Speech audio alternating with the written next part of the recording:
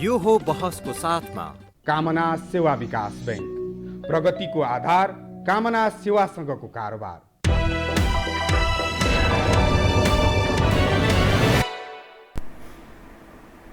नमस्कार, यो हो बहसमा म यहाँहरूलाई हार्दिक स्वागत गर्दछु। जीवराम भण्डारी। आज यहाँहरू सामुन्ने उपस्थित हुनुहुन्छ अर्जुन नरसिंह केसी।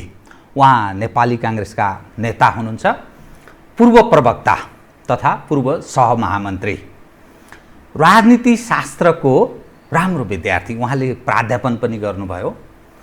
राजनीतिमा उहाँको लामो अनुभव पनि रह्यो। नेपाली राजनीति र विश्व राजनीतिलाई बुझ्ने त्यो सामर्थ्य र त्यो ल्याकत पनि राख्नुहुन्छ। अर्जुन नरसिंह केसीसँग मूलतः म आज 3 विषयलाई मूल मुद्दा बनाएर उठान गर्नेछु। यो जनजिज्ञासा पनि हो। नेपाली काङ्ग्रेस, यसको प्रजातान्त्रिक लामो इतिहास पनि छ, छवि यसको विश्वमा यो प्रजातान्त्रिक पार्टी हो भन्ने पनि छ। तर यसको सशक्त र प्रमुख प्रतिपक्षीको र एउटा प्रजातान्त्रिक आचरण अनुरूपको भूमिका, सशक्त भूमिका निर्वाह भएन, यो आलोचना छ। पार्टी सभापति शेरबहादुर देउवा कुनै न कुनै ढङ्गले कम्युनिस्टहरूसँग सम्झौता परस्त भएर काङ्ग्रेसलाई समाप्त पार्दै हुनुहुन्छ भन्ने एउटा आक्षेप। नम्बर 2, नेपाली काङ्ग्रेसको महाधिवेशन र नेतृत्व चयन सवाल उप अर्जुन नरसिंह केसी के भन्नुहुन्छ? काङ्ग्रेसको महाधिवेशन तोकिएको मितिमा अर्थात् पहिले हुन्छ। दोस्रो, तेस्रो, यत्रो जुन ठुलो परिवर्तन भयो भनिन्छ, सङ्घीयता, गणतन्त्र, धर्मनिरपेक्षता यावत यसको जस पनि काङ्ग्रेसले लिने प्रयास गर्छ। तर काङ्ग्रेसको यो दुर्गति हविगत किन? यावत विषयलाई म उठान गर्ने छु। किनभने जनतासँग जोडिएका कतिपय विषय छन्। कोभिड-19ले नेपाली जन थिलथिलो भएका छन्। मानिस बडा अप्ठ्यारो अवस्थाबाट गुज्रेका छन्। प्रमुख प्रतिपक्षीको भूमिका लगायत यावत विषय उठान गर्नेछु। सर्वप्रथम म उहाँलाई स्वागत गर्छु। स्वागत छ यहाँलाई। धन्यवाद। अब म कहाँबाट प्रारम्भ गरेँ भने नेपाली काङ्ग्रेसबाटै तपाईँ एउटा काङ्ग्रेसमा धेरै लगानी गर्नुभएको व्यक्ति, जीवनको यो कालखण्डसम्म निरन्तर एडभोकेसी गरिरहनु भएको छ। काङ्ग्रेसको सशक्त भूमिका उप मानिसले शङ्का गरे। यसकारण काङ्ग्रेसका नेतृत्व पङ्क्तिका मानिसहरू जो निर्णायक छन्, यी मानिसहरू अनेकौँ काण्डमा लपेटिएका छन्। त्यसकारण सरकारलाई आछु पार्ने गरेर जनताका भाषामा उनीहरूलाई लछार पछार पार्ने ढङ्गले प्रस्तुत हुन सकेनन्। अर्थात् सशक्त प्रमुख प्रतिपक्षीको भूमिका निर्वाह भएन। काङ्ग्रेस अब नउठ्ने भयो, आगामी दिनमा पनि उठ्दैन, गयो काङ्ग्रेस, यति निराशा व्यक्त गर्छन्। यो कार्यकर्ताको कुरा, जनताको कुरा त म फेरि उठाइहाल्छु। कार्यकर्ताको कुरा के भएको काङ्ग्रेस? कृपया। होइन, यो बारेमा तपाईँले यही प्रश्नभित्र 3टा पक्षलाई जो राख्नुभयो, एउटा प्रतिपक्षको भूमिकै भएन, दोस्रो के अरे यो सरकारीसँग साँठगाँठ भइरहेछ, र तेस्रो चाहिँ नि के छ भनेदेखि यसले जुन प्रभावकारिता हो त्यो पटक्कै देखाउन सकेन भनेर जसरी भनिरहेछ। समग्रमा भन्ने हो भने यो खालका जनगुनासो, कार्यकर्ताहरूको गुनासो व्यापक रूपबाट आएको छ, हामी कहाँ पनि छ। तर त्यसलाई चाहिँ नि पहिलो पक्ष कसरी हेरिदिनुपर्ने आवश्यकता छ भने यो समग्र रूपबाट सबैलाई मैले आग्रह गर्नुभएको, नेपाली काङ्ग्रेसको प्रतिपक्षीय भूमिका भनेकै लोकतान्त्रिक संस्कार, संस्कृति, परम्परा र मान्यता अनुकूलको नै प्रतिपक्षीय भूमिका हुन्छ। नेपालमा लोकतन्त्र आउनासाथ प्रतिपक्षीय भूमिका चाहिँ नि नेपाली जनताले र कार्यकर्ताले कसरी चिने भने त्यो संसदमा माइक फोडाफोडी गर्नुपर्छ, सभामुखले आक्रमणै गर्न जानुपर्छ, या अर्थमन्त्रीको बजेट लुट्नै पर्छ, या मन्त्रीले विधेयक प्रस्तुत गर्दा विधेयक खोसेर पिट्नै पर्छ, या नयाँ सडकका रेलिङदेखि रत्नपारका केबुल कार तोड्नै पर्छ भन्ने मानसिकताबाट प्रतिपक्षीलाई हेरिने काम पनि भयो, जो विगतमा कम्युनिस्टहरूले गरेका थिए भन्ने है। अब त्यो प्रतिपक्ष हामी होइन। हामी चाहिँ नि के छ भने नेपालको सिङ्गै राजनीतिमा यो विश्वव्यापी रूपबाट स्वीकृत जो मान्यताहरू छन् लोकतन्त्रका आधारभूत रूपबाट, चाहे विधिको शासनको होस्, चाहे प्रतिस्पर्धात्मक बहुदलीय राजनीतिक पद्धतिको होस्, चाहे नेपाली जनताका मौलिक हक र स्वतन्त्रताको कुरा होस्, आवधिक निर्वाचन, स्वतन्त्र न्यायपालिका अथवा स्वतन्त्र प्रेसका यी आधारभूत सिद्धान्त हामी बोकेर त्यो संस्कार र संस्कृतिभित्र शान्तिपूर्ण प्रतिस्पर्धा विरोध हाम्रो सिद्धान्त हो। र हामी जहिले पनि के भन्छौँ भने आखिर एकदलीय कम्युनिस्ट दृष्टिकोण राख्ने र हाम्रोमा मौलिक मतभेद के भने उनीहरू साध्य केन्द्रित भएर जे गर्दा नि हुन्छ, साध्यको निम्ति हिंसा गर्नुहुन्छ, लुट गर्नुहुन्छ, खसौट गर्नुहुन्छ, जे पनि गर्नुहुन्छ भन्छ। तर लोकतन्त्रवादीहरू के भन्छन्, होइन, साध्यको निम्ति साधन पनि र पद्धति प्रक्रिया पनि लोकतान्त्रिक हुनुपर्छ भन्ने त्यो दृष्टिकोणले हेर्दा हाम्रो प्रतिपक्षीय भूमिका कमजोर देखियो। र दोस्रो पक्षमा मैले हेर्दाखेरि तपाईँसँग स्वीकारै गर्छु कि हाम्रो प्रतिपक्षीय भूमिका कमजोर भएकै हो। किनभनेदेखि यति धेरै यो 2.5 वर्षभित्र यति ठुल्ठुला इस्युजहरू चाहिँ नि वर्तमान सरकारले जो स्वर्णिम सपना देखाएर झुटको पुलिन्दा र भ्रमका पोकाहरू बाँडेर भ्रमको खेतीद्वारा जनतालाई चाहिँ जुन अल्मल्याएको थियो त्यो एकपछि अर्को चाहिँ नि जनताको बिच नाङ्गिएको छ। तर त्यो नाङ्गिएकोलाई हामीले सदन, संसद, सडक अथवा संसद र सडक भनौँ त्यहाँ जसरी उदाङ्ग बनाएर जानु पर्थ्यो त्यो हामीले नसकेकै हो। त्यो म आफै कबुल गर्छु। किनभने हेर्नुहोस् यही बिचमा पनि यति धेरै ठुल्ठुला भ्रष्टाचारका काण्डहरू भयो। 33 केजी सुन, वाइड बडी, न्यारो बडी, बुढी गण्डकी ठेक्काका कुरा छन्। त्यसपछि आएर चाहिँ नि यति ओम्नी ग्रुपका चाहिँ नि तपाईँका वीरेन्द्र ट्रस्टका जग्गा जमिनदेखि लिएर गएर पछिल्लो सेक्युरिटी प्रिन्टिङदेखि लिएर गएर अहिले यो यत्रो महामारी राष्ट्र एकदम चिन्ता र दुरवस्था छ, त्यो बेलामा भएको औषधि खरिद प्रकरणमा पनि ठुल्ठुला घुसका कुरा भयो। त्यति मात्रै होइन, मलाई कहिलेकाहीँ चिन्ता लाग्छ कि यो देशको सबभन्दा राष्ट्रको अन्तिम केही अप्ठ्यारो पर्दाखेरि एउटा संवेदनशील संस्था छ है नेपाली सेना भन्ने, त्यसलाई पनि लहर मुस्ने काम र आफ्नो स्वार्थको निम्ति प्रयोग गर्ने कामहरू भयो। यी सम्पूर्ण कुरामा हामीले जबरजस्ती रूपबाट भ्रष्टाचारको विरोधमा अहिले साउथ एसियामै सबभन्दा बढ्ता करको भार नेपाली जनताले बोकेको भनिन्छ। महँगी र मूल्यवृद्धि त्यस्तै छ, बेरोजगारीका समस्या त्यस्तै छन्। र उनले हिजो जो कबुल गरेका थिए जनताको बिचमा त्यो डकुमेन्ट घोषणापत्र त अहिले पनि छ नि, हामी त्यसलाई बोकेर कति पायौँ त भनेर चाहिँ नि गाउँ स्तरसम्म र देशव्यापी आन्दोलनमा जसरी जानु पर्ने हो त्यो हामी जान सकेनौँ। अहिले पछिल्लो चरण चाहिँ कोभिड-19 को कारणले गर्न सकेनौँ होला, तर त्योभन्दा अगाडि हामीसँग प्रशस्त समय थियो। त्यसकारण प्रतिपक्षको जो प्रभावकारी भूमिका हुनुपर्ने हो र जनस्तरबाट जसरी हामीले यिनीहरूलाई चाहिँ नि यिनीहरूका काला करतुतहरूलाई एक्सपोज गर्नुपर्ने हो। अब कहिलेकाहीँ चाहिँ मलाई साथीहरूले भन्छन् आखिर अहिले नेतृत्व भने पनि त साथी नै हुन् नि, सँगै हिजो आन्दोलनमा काम गरेका, सङ्घर्षमा अथवा विभिन्न चरणमा दाइ बढ्ता नकराउनुहोस् है तपाईँ, लहरो तान्दा पहरो गरिदिएला भनेर अहिले नेतृत्व गर्ने पनि भन्छन्। मैले उनीहरूलाई सिधै भनेको छु, म अहिले पनि प्रधानमन्त्री, सम्माननीय प्रधानमन्त्रीलाई चाहिँ यहाँबाट पनि आग्रह गर्न चाहन्छु, लु तानिन्छ भने कहाँसम्म लहरो पुग्छ पुगिदेऊ। इमान्दारितापूर्वक यो देशको कुनै भूतपूर्व न्यायाधीश, प्रधान न्यायाधीशको संयोजकत्वमा पूर्व न्यायाधीशहरू राखेर निष्पक्ष, पारदर्शी, स्वतन्त्र न्यायिक आयोग गठन होस्।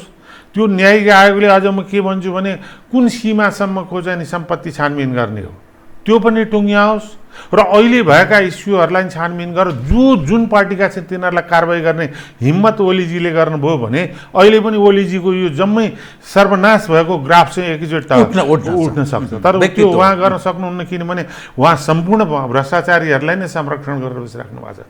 त्यस कारणले तागत छ भने सत्ता तपाईँहरूको हाटाछ गर्जाए हुन्छ नि त, लहरो तान्दा पहरो गर्जियो भने गर्जियो, आग्रह गर्नुभयो तपाईँले। मैले अहिले पनि भने सार्वजनिक रूपले। त्यस कारणले यो चाहिँ नि के भने यसमा अहिले चाहिँ नि वास्तवमा कोभिड-19 भन्दा पनि महाभाइरसको रूपमा यो देशमा भ्रष्टाचारले ज्वरो गाडेको छ। जहाँ भ्रष्टाचार हुन्छ त्यहाँ सुशासन हुँदैन र विकास हुन सक्दैन। अहिले यो परिस्थितिलाई जसरी हामीले उठाउनु पर्ने हो त्यसमा कमजोरी भएकै छ। अब तेस्रो म तपाईँले भनेकोमा पुग्छु, तर यी कुराहरू नउठेकै पनि होइन, संसदमा नि उठेका छन्, तर विभिन्न ढङ्गले जनस्तरमा पनि उठेको छन्। तर म के भन्छु भने यसलाई आन्दोलनको रूपमा लिएर जानुपर्छ।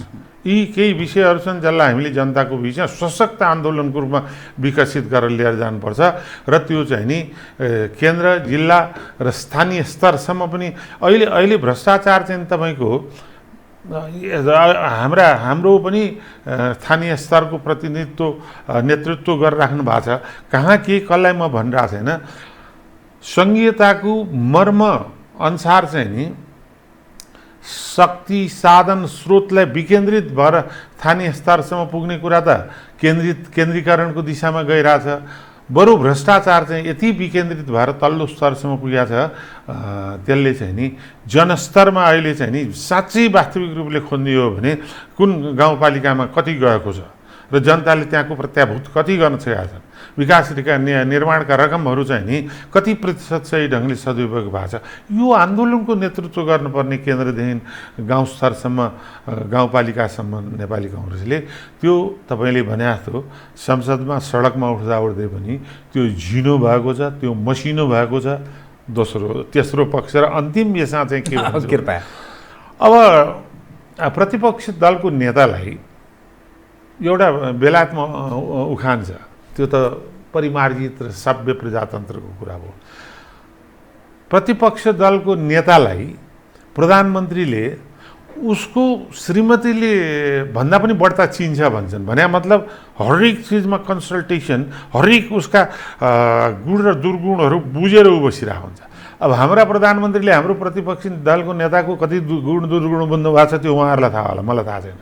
त्यसले कहिलेकाहीँ दुर्गुण बुझेर नियन्त्रण पनि गर्ने, कहिलेकाहीँ गुण बुझेर उसमा चाहिँ नि आवश्यक परामर्श पनि लिने। यो चाहिँ नि लोकतन्त्रको खास गरेर संसदीय परम्पराको विश्वव्यापी मान्यता हो।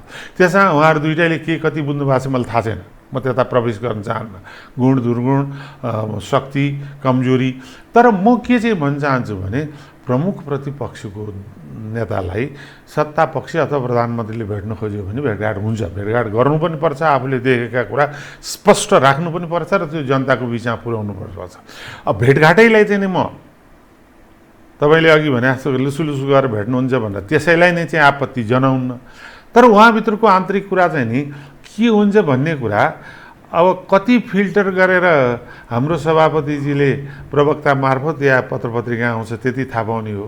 हामीभित्र पनि आन्तरिक रूपबाट गम्भीर विषयमा परामर्श छलफल हुँदैन। त्यसकारण त्यो चाहिँ नि दैव नजानाति कुतो मनुष्य जस्तो कुरा हो है।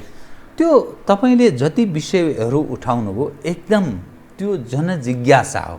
यी विषयमा काङ्ग्रेसलाई सशक्त ढङ्गले प्रस्तुत हुन केले रोक्यो? एउटा त कोभिड-19 का कारण सडकमा एउटा पार्ट थियो। दोस्रो पार्ट सदनमै पनि जुन रूपमा सरकारलाई, मैले आक्रामक भन्ने भाषा यसको अर्थ तोडफोड भन्न खोजेको होइन कि सरकारलाई दबाब पुग्ने गरी सिर्जना गर्ने गरी प्रस्तुत हुन केले रोकेको थियो, जसको प्रत्याभूति त्यो रूपमा सदनमा भएको देखिएन? त्यो जनताको अब हेर्नुहोस्, अब यसमा म दुःखका साथ भन्छु, कृपया संसदमा मेरा साथी मित्र इष्ट मित्र सबै हुनुहुन्छ। संसदको संसदीय दलले नै नेतृत्व गर्ने हो, नेता नै प्रमुख कारक हो। हामीले अरू दिनको निम्ति चाहिँ नि केही दिन संसद पनि बन्द गऱ्यौँ, तर वाइट बडी जस्ता र यी महाभ्रष्टाचारको विरुद्धमा एक दिन पनि संसद बन्द गरेनौँ। किन गरेनौँ त्यो मलाई पनि थाहा छैन। तर म के भन्छु भने अहिलेको महत्त्वपूर्ण मुद्दा भनेको भ्रष्टाचार विरोधी मुद्दा हो, जसलाई काङ्ग्रेसले जति सशक्त र जीवन्त रूपले उठाउनु पर्ने त्यसमा कहीँ कमजोरी भएकै छन्। के भन्छन् भने नि यो जनताको प्रश्न हो है। फेरि त्यसमा काङ्ग्रेसले प्रश्न उठाउँथ्यो, दबाब सिर्जना गर्थ्यो, सदन अवरुद्ध पनि गर्न सक्थ्यो। प्रमुख प्रतिपक्षले गरेपछि त त्यो चल्दैन नि सदन त। तर काङ्ग्रेसकै नेतृत्व पङ्क्तिका मानिसहरू लपेटिएका छन्, ए शेरबहादुरजी तपाईँको त्यो पनि यसो उठाइदिउँ अथवा फलानाजी भनेपछि म्याउ भइहाल्छन् काङ्ग्रेस। त्यसकारण यो समस्या हो भन्नु। अब त्यो भनाइलाई मैले त्यसैले अघि सम्माननीय प्रधानमन्त्रीजी लाई चाहिँ तपाईँ मार्फतै आग्रह गरेँ, गर्नुहोस् एउटा निष्पक्ष छानबिन गर्नुहोस्। तपाईँको मेरो यो पार्टी ऊ पार्टी भन्ने होइन, जो पर्छ परोस् र अनि त्यसलाई जनताले चिन्नु पनि पर्छ। अहिले चाहिँ कस्तो देखिन्छ भनेदेखि नि नेपाली जनमानसमा पनि एकचोटि सरकारमा बसेका एकचोटि मन्त्री भएकाहरू सबै भ्रष्ट भन्ने छ। किनभने त्यो एउटै बास्केटमा सबैलाई राजनीति गर्ने मानिस उपर्ने अहिले त एकदम एउटै बास्केटमा हाल्ने काम भइसक्यो छ है। त्यसकारण गरौँ न त्यो को कसको कति डिग्री हो, कसले कहाँ गरे, एकचोटि त जनताको बिचमा आओस्। मलाई त कहिलेकाहीँ तपाईँलाई साँच्चै इमान्दारितापूर्वक छातीमा हात राखेर भन्दाखेरि यो भ्रष्टाचारको अभियानलाई चाहिँ म जरो किलो उखालेर जो भयो नि कारवाही गर्छु भन्ने भयो भने जो हुँदा नि साथ दिनुपर्ने हो कि यो देश त डुब्छ। यो भ्रष्टाचारको भाइरस चाहिँ यति जघन्य रूपले अगाडि बढिसकेको छ। अब अब अब अब अब आउने राजनीतिहरू धनाढ्यहरू तस्करहरूदेखि लिएर गएर जसले चाहिँ नि थैली नियन्त्रण गर्न सकेको छ उसको हातमा देश जान्छ। अनि डेमोक्रेसीले कसरी फङ्सन गर्छ? विचार सिद्धान्त र जनप्रियता त्यो बेला के काम लाग्छ? त्यसकारण हामी बर्बादीको दिशामा गइसकेका छौँ। भोलि यही ढङ्गका कुरा हो भने जो देश सबभन्दा धेरै पैसा छ त्यसले चुनाव लड्छ। पैसा नहुने योग्यता इमान्दारिता सत्य निष्ठाको विचारको राजनीति गर्छु भन्नेहरूले कहाँ गएर प्रतिस्पर्धा गर्ने? त्यसकारणले भ्रष्टाचार विरोधी अभियानलाई सशक्त बनाउन सक्यौँ भने देशलाई चाहिँ एउटा ट्र्याकमा एउटा चाहिँ पोलिटिकल सिस्टमलाई पनि हेर्नुहोस्। के हो यो सुशासन भने? सुशासनको पहिलो पाठशाला भनेको हो विद्यालय, घर पढ्ने, त्यो अर्को कुरा हो। राजनीतिक पाठशाला भनेको राजनीतिक पार्टी हो। त्यो राजनीतिक पार्टीभित्र आन्तरिक लोकतान्त्रिक अभ्यास, वाद प्रतिवाद संवाद र त्यसबाट परिमार्जिन भएर त्यसबाट घर्षण भएर निस्किने पद्धतिलाई स्वीकार गर्ने मनोवृत्ति, त्यहाँभित्र स्थापित हुने सुशासन, त्यहाँभित्रको पारदर्शिता र त्यहाँभित्रको भ्रष्टाचार नियन्त्रणका गतिविधि, त्यसले न त्यही पार्टीको नेतृत्व गरेर जाने मान्छे भोलि सरकारमा जान्छ अनि उसले सुशासन दिन्छ। अब पार्टी नै भ्रष्टहरूको कब्जा गइसकेपछि कहाँबाट सुशासन हुन्छ? देशले कहाँबाट लोकतन्त्रको नाममा लोकतान्त्रिक पद्धति प्रक्रिया पालना गर्न सक्छ? हेर्नुहोस्, लोकतन्त्र भनेको हो हामी कहिलेकाहीँ पद्धतिको नाम लिन्छौँ। पद्धति त लोकतन्त्र हो, तर लोकतन्त्र सँगसँगै तिनवटा सँगसँगै जोडिएको हुन्छ भन्छु। एउटा पद्धति र लोकतन्त्रमा मैले अघि नै भनेको थिएँ साध्य र साधनको संयोजन, अर्को प्रक्रिया लोकतान्त्रिक हुनुपर्छ। पद्धति र प्रक्रिया मात्रै लोकतान्त्रिक भएर हुँदैन, प्रवृत्ति लोकतान्त्रिक हुनुपर्छ। प्रवृत्ति चाहिँ नि होइन यो लोकतन्त्र हो, मसँग असहमत राख्नेसँग पनि मैले सहमति खोज्नुपर्छ है। किनभने यो त भादै जायते तत्त्वबोधम मुन्नेर मतिर भिन्नम भन्छन् नि। हरेक मान्छेको आफ्नो आफ्नो विचार हुन्छ। त्यो विचारको कन्भर्जेन्स संवादद्वारा ठिक र बेठिक छुट्याउँदै एउटा अन्तिम निष्कर्ष होइन लोकतन्त्र भने। जो जहाँ बस्यो त्यो त्यसले, जो नेतृत्व गरेर जहाँ बस्यो त्यसले ठिक भन्ने। सरकार प्रधानमन्त्री भएपछि उसले बोल्ला साथ ठिक, पार्टीमा सभापति भएपछि उसले भने अन्तिम भएपछि के लोकतन्त्र हो? तपाईँ राजनीति शास्त्रको पनि अब्बल दर्जाको विद्यार्थी भएको नाताले मैले मेरा दर्शकलाई न्याय गर्नुपर्छ कि एउटा विषय, जुन सिस्टममा तपाईँहरूले प्रवेश गराउनुभयो, जुन प्रक्रिया अवलम्बन गरिएको छ, सादगी सामान्य असल पैसो नभएको मानिस, अलि मान्छेले बुझ्ने भाषामा मैले प्रस्तुत हुन चाहेँ, ती अब यो संसदीय चुनावमा यो निर्वाचन प्रक्रियाको माध्यमबाट देशको शासक हुने, निर्वाचित भएर आउने सम्भावना अब समाप्त भएर गयो। तपाईँहरूले कस्तो सिस्टम ल्याउन चाहनु भएको थियो? तपाईँहरू कहाँ पदार्पण गर्नुभयो? अनि जुन तपाईँहरू डेमोक्रेसी कुरा गर्नुहुन्छ नि, काङ्ग्रेस त एकपछि अर्को पत्ता साफको अवस्थामा छ। अनि त्यो अब यो तपाईँहरू जुन ठाउँमा तपाईँ प्रवेशको कुरा दाबी गरिरहनु भएको छ, जनताले कसरी तपाईँहरूलाई साथ दिन्छ बताइदिनुहोस् त। यो जनमानसमा जुन भ्रम छ, के भ्रम? त्यो यही तपाईँले अहिले भन्नुभएको, त्यो भ्रम छिर्न नसक्नु म जनतालाई दोष दिन्न।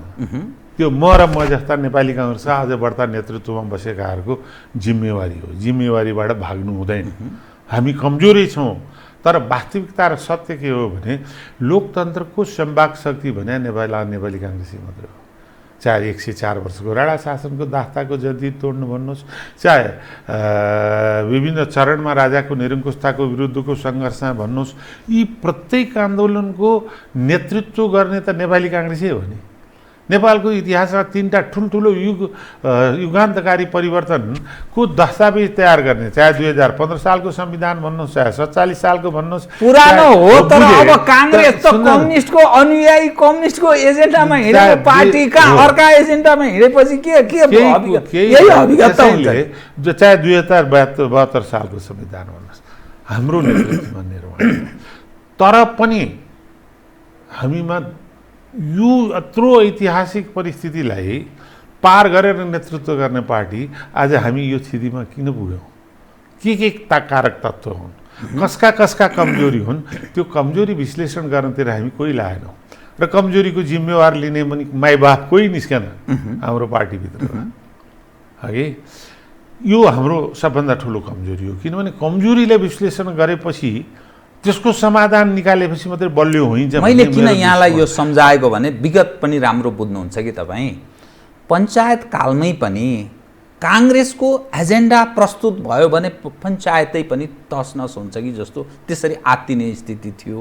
पछिल्लो समयमा पनि निर्णायक भूमिका काङ्ग्रेस निर्वाह गर्थ्यो, तर यो पछिल्लो 62-63 पछि जहाँ गिरिजाप्रसाद कोइराला र कम्युनिस्टहरू बिचको सहकार्य अनि अनुयायी जस्तो काङ्ग्रेस देख्यो क्या एजेन्डामा।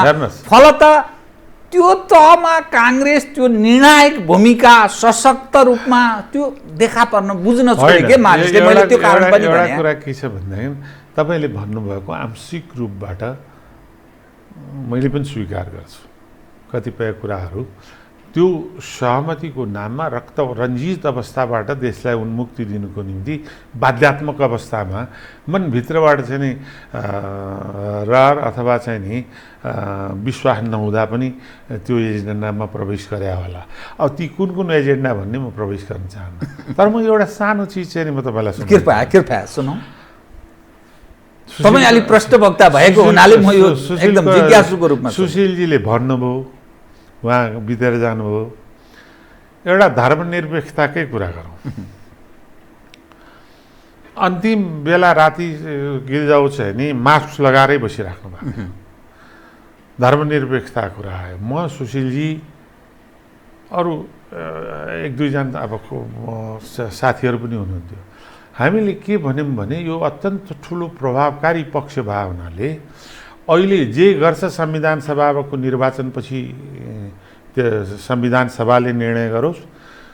अहिले हामी चाहिँ नि यो अन्तरिम संविधानको ड्राफ्टकर्ता नेपाली काङ्ग्रेस तर्फबाट म पनि हुँ, है।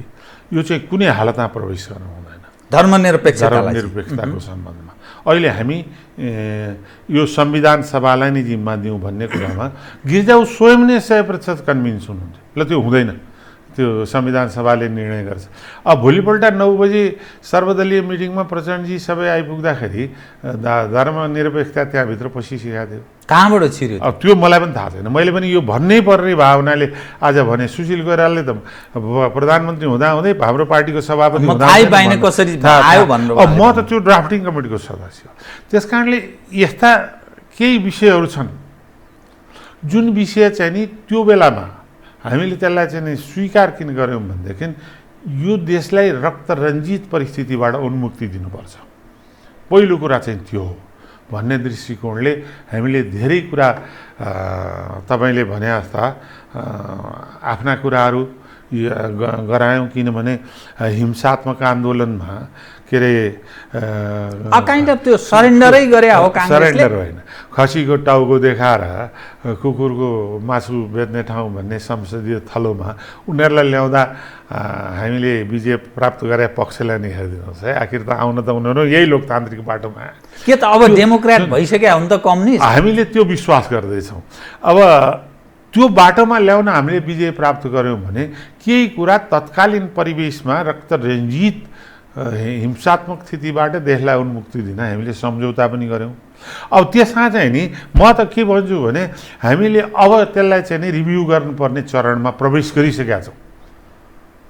त्यो चरणमा प्रवेश गरेका छौँ भन्ने मेरो दृष्टिकोण हो। अब मेरो नेतृत्व अथवा पार्टीभित्र के छ म अहिले भन्न सक्दिनँ। म आफ्नो वैचारिक रूपबाट जे देख्छु म तपाईँसँग त्यही भनिरहेको छु। अब हामी पुनर्विचारको चरणमा प्रवेश गरिसक्यौँ, किनभने कम्युनिस्टहरू एक ठाउँमा बसेका छन्। उनीहरूको लोकतन्त्र लोकतान्त्रिक पद्धति र प्रक्रियामाथि कति विश्वास छ भन्ने अहिलेका काम कारबाही र गतिविधिले एकपछि अर्को प्रमाणित गर्दैछ। जीवरामजी अहिले देशको परिस्थिति हेर्ने हो भने यति जटिल यति दुरूह अवस्थामा हामी उभिएका छौँ। नेपाल अहिले वास्तविक रूपबाट छिमेकीहरूको र अन्तर्राष्ट्रिय अत्यन्त ठुलो कन्फ्लिक्ट ट्र्याप भन्छन् नि, त्यो द्वन्द्वको चपेटा परिसकेको स्थिति छ। यसलाई सन्तुलन भन्दा पनि तपाईँलाई एउटा कुरा म भनौँ, ठिक छ कि कुनै पनि पार्टीले अर्को पार्टीसँग फ्रेटर्नल रिलेसन भ्रातृ सम्बन्ध कायम गर्नु स्वाभाविक कुरा हो। गाउँपालिका नगरपालिकाहरूले पनि विभिन्न विदेशका नगरपालिका गाउँपालिकासँग फ्रेटर्नल रिलेसन्स स्थापित गरेका छ, सर्वमान्य हो। हामी स्वयं नेपाली कङ्ग्रेस सोसलिस्ट इन्टरनेसनलको सदस्य हौँ। त्यहाँ भ्रातृत्वको संस्था नै लाई मान्यता आदान प्रदान बेठिक कुरा होइन।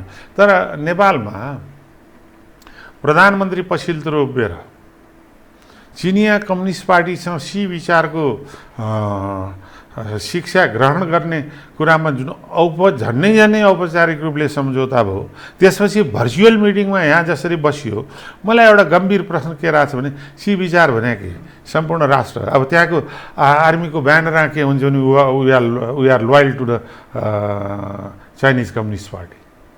अब त्यही विचारधारा हामी ट्रान्सफर गर्न खोजेका हौँ र हामी त हाम्रा कम्युनिस्ट साथीहरू त लोकतान्त्रिक प्रतिस्पर्धात्मक बहुदलीय पद्धतिलाई स्वीकार गरेर न सत्ता पुगेका हुन्, कम्युनिस्ट भएर त होइन। त्यो विचारधारा चीनका निम्ति ठिक होला। स्वयं बिपी कोइरालाले चाइनिज क्रान्तिपछि भन्नुभएको थियो हामी त्यसलाई सम्पूर्ण रूपले स्वीकार गर्छौँ, त्यो उहाँहरूको विचार हो, उहाँहरूको देशको कुरा हो, सैद्धान्तिक हाम्रो आफ्नै छ भन्नु। हाम्रो जहिले पनि त्यही हो, चीनसँगको सम्बन्ध हाम्रो अद्वितीय पार्टीको तर्फबाट नि राम्रो छ। तर त्यो विचारलाई ट्रान्सफर गर्नुको निम्ति जसरी गर्न थालिएको छ, त्यो विचारले नेपाल कम्युनिस्ट पार्टी अब साँच्चै लोकतान्त्रिक बाटोमै जान लाग्यो हो कि अहिले देखिएका राष्ट्रका सम्पूर्ण संस्थाहरूलाई तस नस बनाउँदै नियन्त्रण र सरकारको लाचार छाया बनाउने खालका जुन काम भएको छ। र मैले अघि नै पनि भने यो देशमा दुईवटा संस्थामाथि अन्तिम भरोसा गर्न सकिने, एउटा सेना, अर्को चाहिँ नि स्वतन्त्र न्यायपालिका। यिनीहरूमै पनि विचलन ल्याइदिने हो कि भन्ने चिन्ता मलाई कहिलेकाहीँ लाग्छ र हामी अन्तर्राष्ट्रिय अत्यन्त ठुलो ट्र्यापमा द्वन्द्वको भड्कारोतिर उन्मुख छौँ। अब यसलाई अहिले पनि सन्तुलन गर्न सक्ने निराश नेपाली जनतालाई नहुनमा के आग्रह गर्छु भने अहिले पनि सन्तुलन लोकतन्त्रले गर्छ। अहिले पनि सन्तुलन चाहिँ नि उत्तर छिमेकी दक्षिण छिमेकी युरोप अमेरिकालाई सन्तुलन गर्ने र यो देशका पनि विभिन्न शक्तिहरूलाई चाहिँ नि कहीँ न कहीँ गएर सन्तुलन गर्ने क्षमता काङ्ग्रेसको छ, काङ्ग्रेसले गर्न सक्छ। नत्र भने यो अत्यन्त दुर्घटनातिर उन्मुख देखिरहेको छु है मैले। दुर्घटनातर्फ उन्मुख। मैले यसको एउटाको प्रश्नको जवाब पाइनँ। जुन सिस्टममा तपाईँहरू पदार्पण गर्नुभएको छ नि, असल मानिसहरू चुनाव जितेर आउने सम्भावना क्षीण देखिन्छ। अनि यो कस्तो सिस्टम, कहाँ के को उपज हो यो भन्ने पनि मेरो होइन। उपज भने त डेमोक्रेसी लोकतन्त्र भनेको के को उपजै होइन। हरेक व्यक्ति जन्मजात ऊ स्वतन्त्र हुन्छ र मर्ने बेलासम्म ऊ स्वतन्त्रता चाहन्छ। मान्छेले हरेक चिज क्षणिक रूपबाट कम्प्रोमाइज गर्न सक्ला। भोको पेटा एकछिन चाहिँ पेट भर्नको निम्ति कसैसँग जी हजुर भन्ला, तर जुन बेला उसले सोच्न थाल्छ यो brain is superior than butter भनेर ब्रेड भनेर बिपी कोइराला भन्नुहुन्थ्यो। ब्रेड आवश्यक छ तर ब्रेन अन्तिम रूपले उसले निर्णय गर्छ। त्यही कारण स्वतन्त्रता र लोकतन्त्रलाई कहीँबाट उपज होइन, यो विश्वव्यापी सत्य हो। अहिलेसम्म विश्वव्यापी रूपबाट भएका कुनै पनि पद्धतिमा यो नै अन्तिम तुलनात्मक भन्छु है, यो नै तुलनात्मक रूपले परिमार्जित र असल व्यवस्था हो। यसलाई अझ परिमार्जित, अझ शान्ति सुन्दर बनाउनुको निम्ति हामीले धेरै चिज गर्न बाँकी छ। अहिले देखिएका कमजोरीहरूलाई हटाउनु पर्ने आवश्यकता छ। त्यो आवश्यकतामा हामी सबै मिलेर काम गरौँ। अहिले पनि सबै यो देशका सम्पूर्ण शक्ति एक ठाउँ बसेर सोचौँ, नत्र अत्यन्त दुर्घटनातिर उन्मुख छ है देशको स्थिति। मैले जसरी देख्छु म त्यति सजिलो देखिरहेको छैन। परराष्ट्र मामिलामा अब यो ठ्याक्क तपाईँको सँग सम्बन्ध, तपाईँले दिएको जवाबसँग सम्बन्धित एउटा विषयमा उठान गर्छु। एमसीसीको विषय। एमसीसीका कारण सत्तारूढ दल नेपाल कम्युनिस्ट पार्टी नेकपाभित्र बवण्डर उत्पन्न भयो, अर्थात् त्यो विभाजित स्थितिमा रह्यो। मिलेनियम च्यालेन्ज कर्पोरेसन त्यो अनुदान सहयोग जसरी पनि ल्याउनुपर्छ, शेरबहादुरजी बारम्बार सदनमा नि बोलिरहनु भएको छ, सडकमा नि बोलिरहनु भएको छ, जहाँ पनि उहाँ त्यो विषयलाई फर्स्ट प्रायोरिटीमा बोल्नुहुन्छ। चिनियाहरूको सक्रियता यो पछिल्लो समयमा नेकपाभित्रको आन्तरिक द्वन्द्वमा चिनिया राजदूतको दौडधुपको विषयदेखि लिएर भर्चुअल मिटिङदेखि लिएर सी विचारको यहाँ छलफल प्रशिक्षण यी सब विषय तपाईँले जसरी त्यो काहीँ न काहीँ मलाई मैले तपाईँलाई विषय एउटा भनिहालेँ। कृपया त्यसै गरेर कुनै एउटा दलले भोलि अर्को मित्र छिमेकी देशसँग चाहिँ नि व्यापक रूपबाट चाहिँ नि वैचारिक परिचालन भनेर यहाँ धार्मिक दृष्टिकोणले नै एउटा नयाँ आन्दोलन सुरु गर्यो भने यो देशका प्रधानमन्त्री के भन्नुहुन्छ? जसरी उहाँले चिनकोसँग गर्नुभयो भन्ने बाटो त हरायो। त्यसले त थापित परम्परा र मान्यता थापित गर्यो। त्यस कारणले हाम्रो जस्तो भौगोलिक स्थिति भएको देशमा अत्यन्त सन्तुलित र फुकेर कदम चाल्नुपर्ने सन्तुलन कायम हुन सकेन, परस्त हुन थाल्यो हामी। त यो अहिले मैले एमसीसीको कुरा गरेँ, चीनको कुरा गरेँ, अनि भारतसँग बिग्रेको पछिल्लो अवस्था, किनभने वार्ता कुराकानी औपचारिक रूपमा पत्र आदान प्रदान यावत कुनै हुन सकेको स्थिति छैन। अलि नेपाल र भारत बिचको सम्बन्धको कुरा हेर्दा उतार चढाव, कहिले माइक्रो म्यानेजमेन्टको कुरा हुन्छ, कहिले एकदम डेमोक्रेसीको लागि बहुत राम्रो गर्यो, यो त योभन्दा राम्रो त देशै छैन भनेर एडभोकेसी पनि हुन्छ। यो अलि विरोधाभास भयो। परराष्ट्र मामिलामा पनि हाम्रो सन्तुलन कायम हुन सकेन।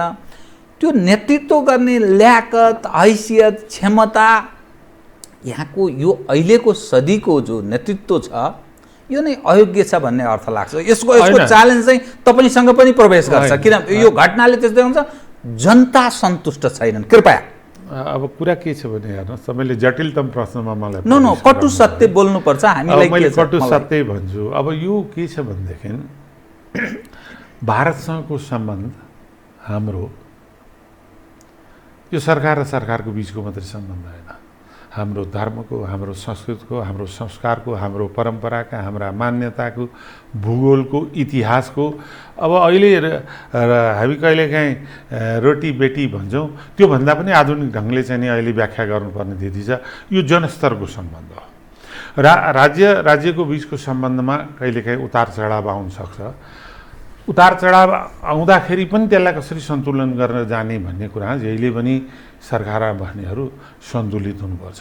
अब जहाँसम्म भारतसँगको अहिलेको प्रमुख समस्याको रूपमा हाम्रो देखा परेको लिपु लेक, लिम्पियाधुरा र कालापानीको जो कुरा छ, 1816 को सन्धिपछि, सुगौली सन्धिपछि नेपालको भूभाग भनेर प्रष्ट रूपबाट लेखिया छ। त्यसमा हामीले जुन अडान लियौँ त्यसमा नेपाली कङ्ग्रेस सिँगै कुनै रिजर्भेसन बिना उभियो।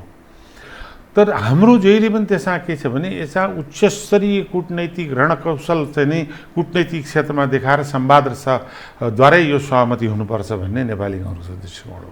तर कूटनैतिक रूपले हामी कसरी एकपछि अर्को गरेर चाहिँ नि झन् उत्तेजित बनाउनेतिर लाग्यौँ भने अहिलेको बेला आवेग होइन, संयोग जुटाउने दुईटा छिमेकीको बिचमा कसरी भनेर सोच्नु पर्थ्यो। त्यो इस्युलाई नै जीवन्त राखेर त्यसको निम्ति उत्तेजना होइन, कसरी उनीहरूलाई पनि चेतना चाहिँ नि त्यो चेतना फैल्याउनुको निम्ति जीवरामजी सरकारले जे भने पनि त्यहाँ धेरै बुद्धिजीवीहरूले होइन नेपालसँगको सम्बन्धलाई चाहिँ नि तिमी राम्रोसँग नगर, सरकारले विभिन्न राजनीतिक दलहरूले ट्र्याक टु डिप्लोमेसी त्यसमा चाहिँ हाम्रो धार्मिक संस्कार संस्कृति मान्यता बोकेका पक्षहरूलाई पनि निरन्तर रूपबाट यो नगर है यो अर्घले भनेर वार्ता र संवादको बाटोलाई चाहिँ नि निरन्तर अगाडि दिनुपर्ने ठाउँमा प्रधानमन्त्रीजी संसदबाट के भन्नुहुन्छ भनेदेखि एउटा राष्ट्रिय मैले भन्दाखेरि पनि अझ फलान त बुझेको मान्छे हो भनेर भन्ला, कार्यकर्ताले भन्दा केही थिएन।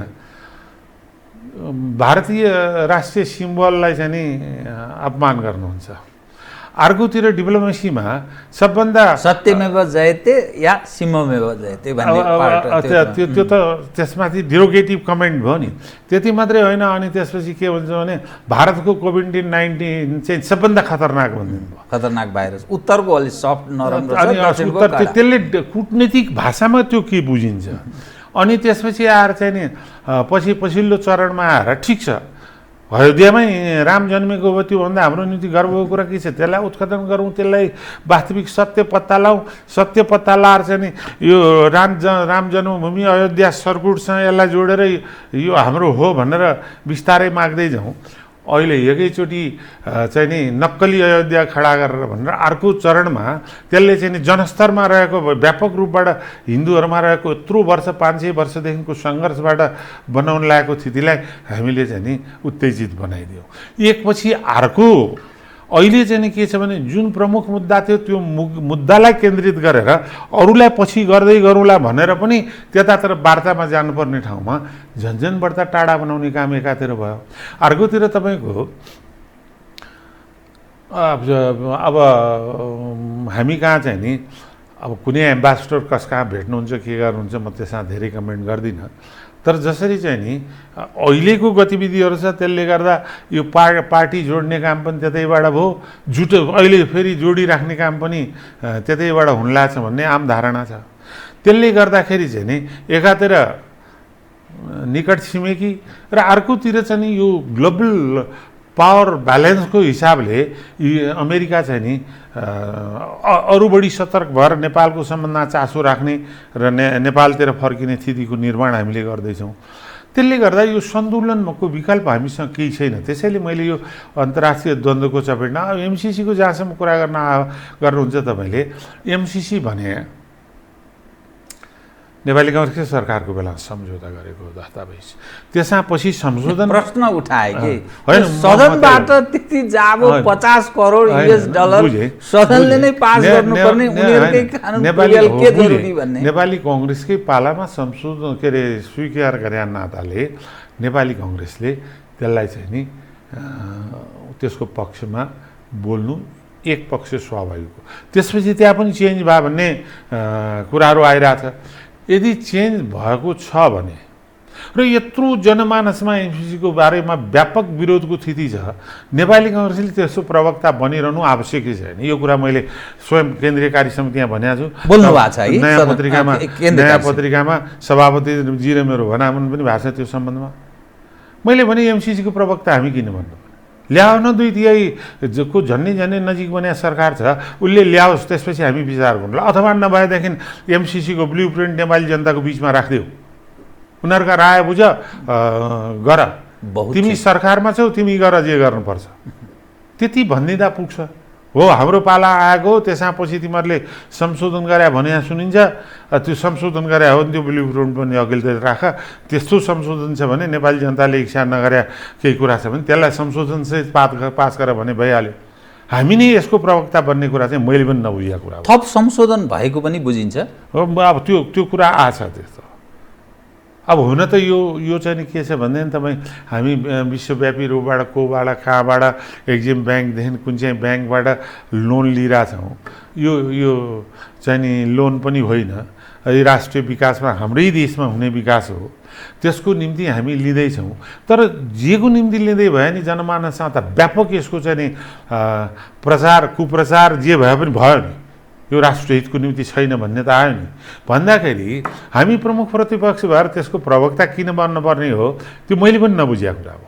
तपाईँले बरु अहिलेका पदाधिकारीमध्ये कसैसँग बुझेर तपाईँले बताउनु भयो भने म पनि तपाईँको यो टेलिभिजन हेरेर सुन्नुला। किनभने मैले त केन्द्रीय कार्य समितिमा भनेको छु यो किन प्रवक्ता लिम्पियाधुरा लिपुलेख र के अरे कालापानी जस्तो गम्भीर विषय कुरा गर्दा हाम्रो सभापतिजीले एमसिसी नि पास हुनुपर्छ किन भन्नुभयो त्यो बेला भन्ने मान्छे हो है। मलाई कसैसँग डर पनि छैन, भनेको हुँ केन्द्रीय कार्य समितिमा। त्यो कुरा कताबाट नयाँ पत्रिकाले वाद विवाद सभापति र केसीको वाद विवाद भनेर आएको छ।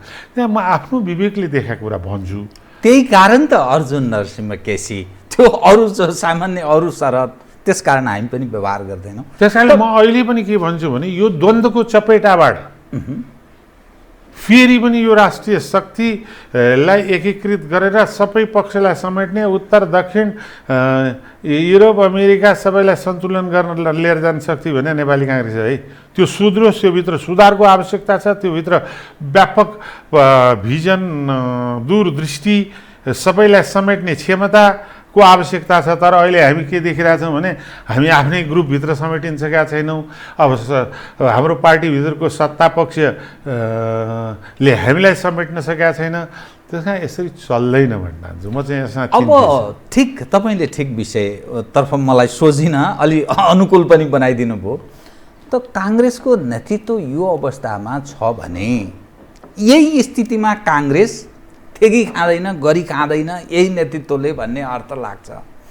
के गर्ने त अब महाधिवेशनै होला जस्तो छैन। फेरि नेतृत्व त शेरबहादुरजी चाहिँ पटुकी कसेर फ्रन्टमा आइसक्नुभयो, अनि कोइरालाजीहरू पनि त्यहाँ तछाड मछाड गरे देखिन्छ, रामचन्द्रजीको पनि यसो तृष्णा देखिन्छ। अब प्रकाशमानले पनि कता म के गणेशमानको छोरा हो, म अरू जस्तो हुँ र भनेर मै उठ्छु भन्न थाल्नुभयो। अनि यो तपाईँहरू चर्चा सुन्ने हुनुभयो, के गर्ने बताइदिनुहोस् त, नेतृत्व के गर्ने त? अब नेतृत्व चाहिँ नि सबभन्दा पहिलो नेपाली काङ्ग्रेसभित्र अहिले दुईटा विचार विद्यमान छ। एउटा यत्रो लज्जास्पद पराजयबाट जनस्तरमा यति अविश्वास र शङ्का सिर्जना भइसक्दा पनि यथास्थितिबादै यो पार्टी चलाउन सकिन्छ र यथास्थितिबाटै कम्युनिस्टहरूको हातबाट काङ्ग्रेसले सत्ता लिन सकिन्छ भन्ने सोच, त्यो सोचमा उहाँहरूको इमान्दारिताप्रति पनि शङ्का गरिदिनु जो छन् उहाँहरू पनि साथीहरू नै हो। अर्को चाहिँ के भने होइन, यसमा नीतिगत, नेतृत्वगत, संस्थागत, वैचारिक रूपले आमूल परिवर्तन गर्दै पार्टीलाई विधिसङ्गत, पारदर्शी र आन्तरिक लोकतान्त्रिक पूर्ण एउटा सुशासित संस्थाको रूपमा विकसित गर्नुपर्छ भन्ने अर्को विचार, जसलाई म पार्टीभित्रको सुधारवादी विचार भन्छु। त्यो सुधारवादी विचारभित्र हामी थुप्रै देशभरि त कार्यकर्ताहरू त सबभन्दा बढ्ता यतातिर छन्, तर हामी केन्द्रीय स्तरमा नि केही 7, 8, 9, 10 जना साथीहरू त्यसको निम्ति निरन्तर रूपबाट एकीकृत हुने प्रयत्न गरिरहेछौँ। अब मेरो सबैसँगको आग्रह के भन्दाखेरि अहिले को के हुने भन्नेतिर नलागौँ, स्वार्थविहीन सङ्कल्प गरौँ। 2079मा नेपाली काङ्ग्रेसलाई पहिलो पार्टी बनाउने र पार्टीभित्रको आमूल सुधार गर्दै जनस्तरमा एउटा नयाँ आन्दोलन सिर्जना गर्नुको निम्ति हामीमध्ये जो हुँदा पनि सहमति साथ गरौँ भन्ने मेरो चाहिँ नि, मैले पहिला पनि भनेको थिएँ, परिवर्तन भएको छैन। जुन दिन परिवर्तन गर्छु त्यो दिन परिवर्तन गर्नुला, तपाईँसँग सबभन्दा पहिला भन्नुला। यदि त्यस्तो सहमति भएन भने लड्ने उम्मेदवार म पनि हो, मेरो पार्टी सभापतिको लागि। किनभने मैले तपाईँलाई आज जुन विचार गरेँ, मेरो वैचारिक आन्दोलन त्यतातिर हुन्छ। यो देशमा सुशासन, लोकतन्त्र, भ्रष्टाचार विरोधी आज भनेकै मूल विषयहरू चाहिँ मेरो हुन्छ। जित्ने हार्ने भने त परिणामले देखाउने कुरा हो, तर पार्टीभित्र र देशमा एउटा वैचारिक आन्दोलनको रूपमा म आउँछु।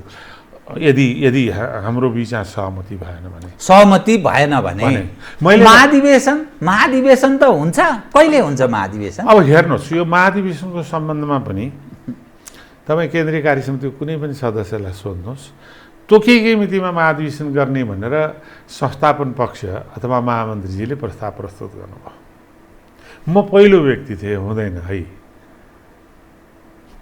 एकातिर कोभिड-19 को महामारी छ, अर्कोतिर बर्सातको बेला छ, त्यसपछि दसैँ तिहार छठदेखि 4, 12:30 आउँछन्, त्यसपछि मङ्सिर पुस चाहिँ नि जाडोको बेला छ, हिमाली क्षेत्रहरू पनि छन् हाम्रो देशमा। त्यस कारण सत्यपरक भएर ठिक छ हामी तोकिएको मिति यहाँ हुनुपर्छ भने, तर हुनुपर्छ भन्ने मै पनि के भन्दैछु भने फागुनमा सट्टा चैता गरौँ, चैतको सट्टा वैशाखा गरौँ, नभए जेठ 15सम्म पनि बर्सात सुरु हुँदैन त्योसम्म पनि कार्यतालिका बनाएर एकचोटि हामीले घोषणा गरेपछि तदनुरूप गर्ने गरेर चाहिँ नि मात्रै निश्चित गरौँ। अब सभापतिजीले नै बिचमा कुरा काटेर के भन्नु, होइन त्यही मिति यहाँ हुनुपर्छ, त्यही मिति यहाँ हुनुपर्छ भनेपछि मैले त्यसपछि के भने तपाईँहरूको यो दृढतामालाई म हार्दिक रूपबाट धन्यवाद दिन्छु। तर यो केही गरी भएन भने हामीले त समयमै गर्न खोज्या हो, तर सकिएन भन्ने बहाना मात्रै गर्न खोज्या भने त्यो दुःखद हुन्छ, तपाईँहरूलाई नै जिम्मेवारी आउँछ भन्ने मान्छे म पनि हुँ। तर केन्द्रीय कार्य समितिले निर्णय गर्यो, केन्द्रीय कार्य समितिले सर्वसम्मतिबाट पास गरेपछि त्यो हामीले पास गरे हो, तदनुरूप तोकिएकै मितिमा हुनुपर्छ, तोकिएकै मितिमा हुन्छ। हामी सबै प्रतिबद्ध छौँ, सभापतिजी लगायत, भएन भने उहाँहरू जिम्मेवार हुनुहुन्छ। यसैमा मैले फेरि किनभने आगामी पार्टीको महाधिवेशन अनि नेतृत्व चयनको पनि विषय भएको हुनाले काङ्ग्रेस जस्तो छैन कि अब त गुट उपगुट, देउबा गुट, कोइरालाहरूको गुट, पौडेल, अरू गुट, बुढे टाकुरे, सिटौलाजी पनि सानो गुट बनाएर हिँड्नु भएको छ। अब तपाईँ चाहिँ कहाँ पर्नुहुन्छ त? अब यो विषय किनभने गुट पनि अब चुनाव जित्न काङ्ग्रेसमा गाह्रो भयो भन्छ। धेरै साथीहरूले सोधे, मैले पार्टीभित्र गुण र दोषको आधारमा विवेचना गर्नुपर्छ, एउटा पक्ष भएर रहेर पार्टी रहँदैन भन्ने मेरो मान्यता। गिरिजाउको टाइममा अलिकति गिरिजाउको ग्रुप भनेर चिन्ने, त्यही पनि गिरिजाउसम्म व्यापक रूपबाट आफूलाई चित्त नबुझेको कुरा भन्ने मान्छे हुँ है। सुशील कोइरालासँग पनि, कोइरालाहरूसँग एट्याचमेन्टले सुशील कोइरालासँग भन्यो, सुशील कोइराला पनि मैले काफी धेरै इस्युजहरूमा असहमति गरे हो। शेरबाजीको त म महामन्त्री नै लडेँ मान्छे, मैले त्यसलाई झुक्क्याएर हुँदैन। र मैले केन्द्रीय कार्य समितिमा नीतिगत, नेतृत्वगत, संस्थागत र यो समग्रगत रूपले परिवर्तन र सुधारको आवश्यकता छ। तपाईँलाई भोट दिएको नाताले सभापति सुधार गर्नुहोस्, म तपाईँको साथ छु भनेकै हो मैले।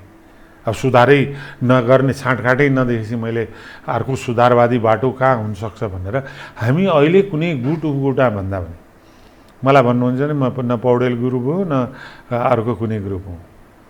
अहिलेको स्थिति हेर्दा अर्जुन नरसिंह आफै सभापतिमा उठ्ने हिसाबमा हुनुहुन्छ। म सुधारवादी पक्षधर हुँ।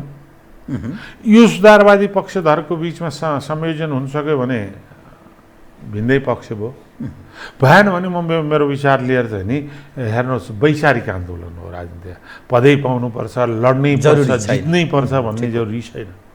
मैले भने नि यो अहिले तपाईँसँग भनेकै विषयवस्तुलाई केन्द्रित गरेर एउटा राम्रो विचार राखेर म नेपाली जनता र कार्यकर्ता बिचमा जान्छु, जे जति परिणाम होला म त्यसलाई स्वीकार गर्छु। त त्यो एउटा पक्ष हो। त्यसैले म के भन्छु भनेदेखि अहिले म चाहिँ कुनै ग्रुपको भन्दा पनि नेपाली काङ्ग्रेसभित्रको सुधारवादी ग्रुप भन्छु। र म त्यो सुधारवादी ग्रुपभित्र तपाईँले सानो ग्रुप लिएर सिटौलाजी काम गर्दै हुनुहुन्छ भन्नुभयो, उहाँ पनि त्यही ग्रुप हो। अहिले वस्तुगत परिस्थितिले उहाँले आफ्नो ढङ्गले सञ्चालन गर्नुहोला, तर अन्ततोगत्वा यो पार्टीभित्र आमूल सुधार र परिवर्तित हुनुपर्छ भन्ने पक्षधर उहाँ पनि हो। उहाँसँग मेरो अहिले पनि त्यतिकै संयोजन छ। अब हामी यसलाई चाहिँ नि अहिले म तपाईँलाई नभनौँ, आवश्यक परेपछि आवश्यक परेका दिन त तपाईँ जस्तो मित्र कहाँ आएर पहिला घोषणा गर्नु है म पनि सभापति यहाँ लड्दैछु भनेर। तर मैले सबैसँग धेरैचोटि भनेको छु, मेरा अत्यन्त सीमित समकालीन छन् अहिलेका पार्टीभित्र नेतृत्व तहमा। र म आफूलाई के ठान्छु भने जनता कार्यकर्तासँगको सम्पर्क बौद्धिक वैचारिक हरेक दृष्टिकोणले उनीहरूभन्दा म कमजोर छु पनि ठान्दिनँ। र थुप्रै साथीहरूले चाहिँ तपाईँ चाहिँ किन नउठेर चाहिँ पछि मात्रै लाग्ने भन्ने साथीहरू पनि आइरहेछ। तर म के भने स्वार्थविहीन सङ्कल्प गरौँ, अहिले म के हुने भन्ने त लाग्दैन लागौँ भन्ने हो। होइन भनेदेखि मैले रामचन्द्रजीहरू भए ठाउँ पनि भनिदिएको छु, म कलिग स्वरूपमा तपाईँसँग व्यवहार गर्छु, म नेता मान्न सक्दिनँ। रामचन्द्रजी शेरबहादुर नेता मान्न सकिन्न, समकालीन साथीहरू। म अझै त्योभन्दा अगाडि गएर भन्ने हो भने म नेपाल विद्यार्थी सङ्घको पहिलो तयारी समितिको सभापति हुँदा यी दुईटै मेरा मित्रहरू त्यो तयारी समितिका सदस्य हुन्। तपाईँको मातहतमै काम गरे। त्यस कारण अहिले उहाँहरू प्रधानमन्त्री हुनुभयो, उसकै वरिष्ठ नेता, मेरो नेता उहाँहरू अहिले, तर समकालीन त हो नि। समकालीनको हैसियतभन्दा कम ढङ्गले कसैले आदेश गरेर त्यो पालना गर्छ भन्ने सोच्या हो भने अब यी रामचन्द्र र शेरबहादुर त दुइटै बाल सखाकै रूपमा लिन्छु। बरु त्यसपछि मैले भन्नुपर्दाखेरि इमान्दार हुनुपर्दा रामशरणजी बरु त्यसपछि मेरो बालसखाको रूपमा आउनुहुन्छ, माने धेरै अगाडि दिन होइन भने अरू साथीहरूसँग त अब अहिले कसले नेतृत्व गर्छ। फेरि त्यो नेतृत्व अहिले एकदम न्यायले आउँदाखेरि मैले त प्रस्तावितै गरेको छु सुधारवादी मध्ये हामी 6-7 जना मेलमिलाप हुन सक्दैन भनेदेखि हामी 6-7 जनाको एउटा समन्वय समिति गठन गरेर त्यसले नियन्त्रण गर्ने गरेर सबै अहिलेका युवाहरूलाई चाहिँ पदाधिकारीलाई लडौँ, नयाँ पुस्तालाई हस्तान्तरण नेतृत्व। हामी एउटा ठुलो रेभोल्युसनरी स्टेप पार्टीभित्र पनि एउटा रिभोल्युसन आउँछ, जनतामा नि एउटा विश्वासको स्थिति आउँछ। अनि हामी अहिले त्यो सर्टेन म्याच्योरिटी र गाइडलाइनको निम्ति हामी जो 7-8 जना छौँ सबै केन्द्रीय कार्य समितिमा बसौँ, संसदीय समितिमा बसौँ र उहाँहरूलाई भनौँ कि सबै परामर्शले मात्रै काम गर्ने भने म त्यसमा पनि तयार छु। अथि बाइ द वे चाहिँ नि यो चाहिँ नि बडो लाइट भेनमा यसै कुराकानी हुँदा विमलजीले भन्नुभयो अरुणदाई यसपालि महाधिवेशन सहमतिबाट गर्नु। लु त्यो सहमति पनि खोजौँ भने मैले महाधिवेशन सहमतिबाट विमलेन्द्र निधिको प्रस्ताव मैले भने त्यो सहमति कसरी गर्ने। अहिले भइरहेका पदाधिकारी र पहिला एकचोटि पदाधिकारी भइसक्यो नलड्ने गरेर नयाँ उम्मेदवार खोज्यौँ, हो त्यसमा पनि सहमति हुन्छ। त्यहाँ म हरेक अप्सनलाई खोला छु, तर अन्तिम अप्सन चाहिँ मेरो म आफू पनि सभापति यहाँ लड्ने नै हो है। यी अप्सन अहिले पार्टीभित्र पनि भन्नुहुन्छ भने हाम्रा ग्रुपले मात्रै अहिले कम्युनिस्टले गरेका चुनौती, राष्ट्रिय चुनौती, देशमाथि आएको सङ्कटलाई एक्लै रामजनजी हाम्रो ग्रुपले अथवा शेरबहादुरजीले मात्रै धान्न सक्दैन भन्ने मलाई लाग्छ। बहुत नयाँ खुलासा पनि गरिदिनु। किनभने मैले त्यही अस्ति शेरबहादुरजीले धेरै पछि सभापतिले बोला मिटिङ आने भनेको थिएँ कि एक्लै कोही सभापति भएर अहिलेको चुनौती सामना गर्न सकिन्छ जस्तो लाग्छ। हामी सम्पूर्ण एक हुनुपर्छ। जो जितोस् प्रतिस्पर्धामा, भोलि महाभारत युद्धमा को दुर्योधन होला महाधिवेशनले फैसला गरोस्, तर एउटा नीतिगत नेतृत्वगत रूपले एकता कायम गरौँ भन्ने हो मेरो त पहिला सम्पूर्ण पार्टी नै। भएन भने हामी मध्ये त एकता कायम गरौँ र समग्रमा एकता कायम गर्ने हो भने ल त गरौँ नयाँलाई दिउँ। अनि सबैलाई आफूलाई हुनुपर्ने अनि मैले चाहिँ किन कसलाई मान्नुपर्ने। गजब नयाँ तपाईँको यो प्रस्ताव। यसले चाहिँ साँच्चै ठुलो, धेरै ठुलो परिवर्तन काङ्ग्रेसमा मात्रै होइन अरू कम्युनिस्ट पार्टी, अरू पार्टीमा नि यसले परिवर्तन भने हेर्नुहोस् युद्धमा जाँदा कर्मण्येवाधिकारस्तु मा फलेषु कदाचन। युद्धको यात्रामा जाँदा मैले सभापतिजीको अघिल्तिर भने पक्षपात, धाँधली, क्रियाशील सदस्यतामा विधान विपरीत मनपरी भयो भने हामी सार्वजनिकरण गर्ने मात्रै होइन, म जस्तो मान्छेहरू तपाईँको पार्टी अफिसमा घेराउ गर्ने र अनसन गर्ने स्थितिसम्म पुग्न सक्छौँ। त्यसलाई याद गर्नुहोस्, त्यसै सबै समेटेर मलाई लुकाउनु केही छैन। एउटा ठट्टाको शैलीमा यसलाई अन्यथा नठान्नु होला। तपाईँ कतै गगनलाई स्थापित त गर्न खोजिरहनु भएको छैन, किनभने मानिसले त्यो पनि एउटा प्रश्न उठान गर्ने नयाँ पुस्तामा भन्न साथ मान्छेहरूले त्यसो भन्छन्। गगन मेरो ज्वाइँ मात्रै त होइन त, ठिक हो, गगनको थापित व्यक्तित्वलाई त अरूले पनि पहिचान गरे हो। हुन त उनी मैसँग लडे है। तर के छ भने तर उहाँलाई नै मैले त्यसपछि के भनेको थिएँ भने कुपुत्रो जायते क्वचित अपि कुमाता नभवति। कहिलेकाहीँ छोरो बदमास हुन्छ तर बाउ आमा बदमास हुँदैन। मेरो ज्वाइँले पनि सद्भावना त रहन्छ नि, ज्वाइँ भने छोरो छोरा त्यो मैले गर्नुपर्ने कर्तव्यबाट कहाँ म विमुख हुन्छु। त्यो एउटा पक्ष हो भने अर्को कुरा चाहिँ के छ भने कहीँ पनि कुनै ढङ्गले अब जस्तो समग्र रूपबाट नै एकताको निम्ति नि अहिले भएका पदाधिकारी र पहिला भएका नउठाउँ भन्दाखेरि जो पनि त पर्न सक्छ नि। त्यो मध्ये गगनजी भन्नुभन्दा अलिकति सिनियर लेभलको कोही मान्छेको पनि त नाम प्रस्तावित हुन्छ नि। त्यस कारण त्यस्तो कुनै व्यक्तिलाई टार्गेट गरेर भन्दा पनि म यो पार्टीको पुनरुत्थानको निम्ति मन वचन कर्मले काम गरौँ भन्ने पक्षमा छु। त्यसमा शेरबहादुरजीले के भन्नुहुन्छ, रामचन्द्रजीले के भन्नुहुन्छ, अर्को साथीले के भन्नुहुन्छ, मैले त्यसमा चिन्ता गरेर चिन्तित भएर कसैको आग्रह र पूर्वाग्रहबाट बहन्न। म ठिक बिट मार्ने विषय उठान गर्ने। तपाईँले पुनर्विचारको पनि कुरा गर्नुभयो। तपाईँ बिपी कोइरालाको असल एउटा अनुयायी पनि हो, किनभने विद्यार्थी राजनीति हुँदै तपाईँको जो निरन्तरता छ, काङ्ग्रेस त्यो पथबाट विचलित भएको विषय उठ्ने गर्छ। काङ्ग्रेस कम्युनिस्टहरूसँगको सहयात्राले काङ्ग्रेसलाई ठुलो नोक्सान भएको, काङ्ग्रेसलाई नोक्सानको अर्थ डेमोक्रेसीलाई नोक्सान भएको विषय पनि मानिस उठान गर्छन्। त्यसकारण पुनर्विचारको पनि कुरा गर्नुभयो। कम्युनिस्टहरू बिचको यो बबन्डरको स्थिति पनि छ, तर फेरि सत्ता पक्ष र प्रतिपक्षको भूमिका पनि कम्युनिस्ट आफै निर्वाह गरिरहेछन्। यो समग्रमा हेर्दा राजनीति यथास्थितिभन्दा अलि अलग ढङ्गले जान सक्ने त्यो सम्भावना पनि, तपाईँ राजनीति शास्त्रको एउटा प्राध्यापक पनि भएको हुनाले यो तर्फ पनि केही सङ्केत अथवा कुनै विश्लेषण छोटकरीमा के पाए? अहिले मैले वैचारिक पुनर्जागरण भनेको छु। वैचारिक पुनर्जागरणभित्र कम्युनिस्टसँगको रिलेसन र हाम्रो राष्ट्रिय मान्यता र के अरे यो परम्परागत धर्म संस्कार संस्कृति संस्थाहरूसँगको पनि वैचारिक रूपबाट त्यसलाई पनि कसरी जोडेर जान सकिन्छ राष्ट्रिय स्थिति भन्ने बारेमा छलफल हुनसक्छ। हाम्रो त्यो पुनर्विचारभित्र यो समग्र पर्छ। हस्, बडा डिप्लोमेटिक ढङ्गले जवाब दिनुभयो। म अझ खुलाउन चाहन्थेँ, समयले धेरै साथ दिएन। फेरि अर्को पटक मैले यहाँलाई एकदम हार्दिक अनुरोध गर्नेछु। धेरै पछि तपाईँसँग कुराकानी गर्न पाइयो। वास्तवमा म यसरी स्टुडियोमा चाहिँ धेरै लामो समयपछि धन्यवाद छ। मेरो पनि हार्दिक धन्यवाद। आदरणीय दर्शकवृन्द, उहाँ हुनुहुन्थ्यो अर्जुन नरसिंह केसी, नेपाली काङ्ग्रेसका नेता, समसामयिक विषयमा केन्द्रित रहेर गरिएको कुराकानी। म सहित मेरो सम्पूर्ण युनिटलाई कार्यक्रमबाट बिदा दिनुहोस्, तर यो हो टेलिभिजन, हेर्दै रहनुहोला। नमस्कार।